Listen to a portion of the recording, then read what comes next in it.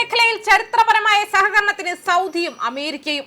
പശ്ചിമേഷ്യൻ രാഷ്ട്രീയത്തിൽ പുതിയൊരു യുഗത്തിന് തുടക്കമിട്ട് സൗദി അറേബ്യയുടെ സിവിലിയൻ ആണവ പദ്ധതിക്കായി യുറേനിയം സമ്പുഷ്ടീകരണത്തിന് അനുമതി നൽകുന്ന ചരിത്രപരമായ 123 ആണവ കരാറിന് അമേരിക്കൻ പ്രസിഡന്റ് ഡൊണാൾഡ് ട്രംപ് അംഗീകാരം നൽകി. വാഷിംഗ്ടണിൽ അമേരിക്കൻ ഊർജ്ജ സെക്രട്ടറി ക്രിസ് റൈറ്റും സൗദി ഊർജ്ജ മന്ത്രി പ്രിൻസ് അബ്ദുൽ അസീസ് ബിൻ സൽമാനുമാണ് ഇരു രാജ്യങ്ങളെയും ബന്ധിപ്പിക്കുന്ന ഈ സുപ്രധാന സിവിലിയൻ ആണവ സഹകരണ കരാറിൽ ഒപ്പുവെച്ചത്.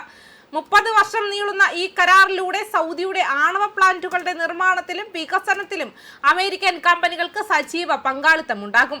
ഇരു രാജ്യങ്ങളും സംയുക്തമായി നടത്തുന്ന പഠനങ്ങളുടെ അടിസ്ഥാനത്തിൽ സൗദി മണ്ണിൽ യുറേനിയം സമ്പുഷ്ടീകരണ കേന്ദ്രം സ്ഥാപിക്കാനും പദ്ധതി ലക്ഷ്യമിടുന്നുണ്ട്.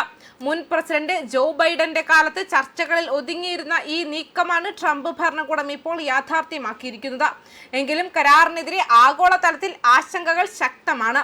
സൗദിയിൽ യുറേനിയം സമ്പുഷ്ടീകരണ കേന്ദ്രങ്ങളും സെൻട്രിഫ്യൂജുകളും പ്രവർത്തന സജ്ജമാക്കുന്നത് ഭാവിയിൽ രാജ്യം ആണവായുധ നിർമ്മാണത്തിലേക്ക് തിരിയാൻ ഇടയാക്കുമെന്ന് ആണവ നിരായുധീകരണ വിദഗ്ധർ മുന്നറിയിപ്പ് നൽകുന്നു.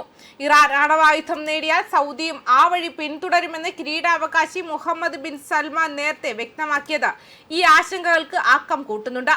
അതേസമയം ഖത്തറിലെ ഇസ്രായേൽ ആക്രമണത്തിന് പിന്നാലെ സൗദിയും ആണവശേഷിയുള്ള പാകിസ്ഥാനും തമ്മിൽ പ്രതിരോധ സഹകരണ കരാറുകളിൽ ഒപ്പുവെച്ചതും പശ്ചിമേഷ്യയിലെ നിലവിലെ സാഹചര്യങ്ങളെ കൂടുതൽ സങ്കീർണമാക്കുന്നുണ്ട്.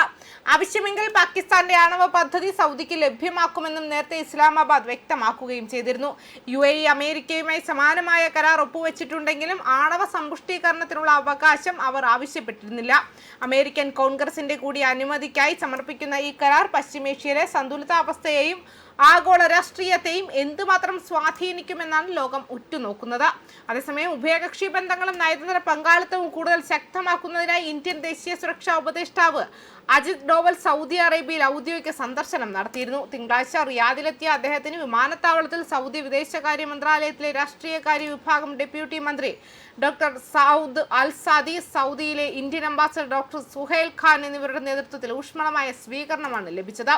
സന്ദർശനത്തിന്റെ ഭാഗമായി റിയാദിൽ നടന്ന ഉന്നതതല കൂടിക്കാഴ്ചകളിൽ സൗദി വിദേശകാര്യമന്ത്രി അമീർ Faisal bin Farhan Al Saud, ഊർജ്ജമന്ത്രി അമീർ Abdul Aziz bin Salman Al Saud, Saudi സഹമന്ത്രി മന്ത്രിസഭാ അംഗവും ദേശീയ സുരക്ഷാ ഉപദേഷ്ടാവുമായ ഡോക്ടർ മുസായിദ് അൽ ഈബാൻ എന്നിവരുമായി അജിത് ഡോവൽ പ്രത്യേകം ചർച്ചകൾ നടത്തി. ഡോക്ടർ സൗദ് അൽ സാദിയും ഈ നിർണായക യോഗങ്ങളിൽ പങ്കെടുത്തു. മേഖലയിലെ സുരക്ഷാ സാഹചര്യങ്ങളും ഇരു രാജ്യങ്ങളും തമ്മിലുള്ള തന്ത്രപ്രധാന പങ്കാളിത്തത്തിന്റെ നിലവിലെ പുരോഗതിയും കൂടിക്കാഴ്ചകൾ വിശദമായി അവലോകനം ചെയ്യുകയും ചെയ്തിട്ടുണ്ട്. ന്യൂസ് ഡെസ്ക് കർമ്മ ന്യൂസ്.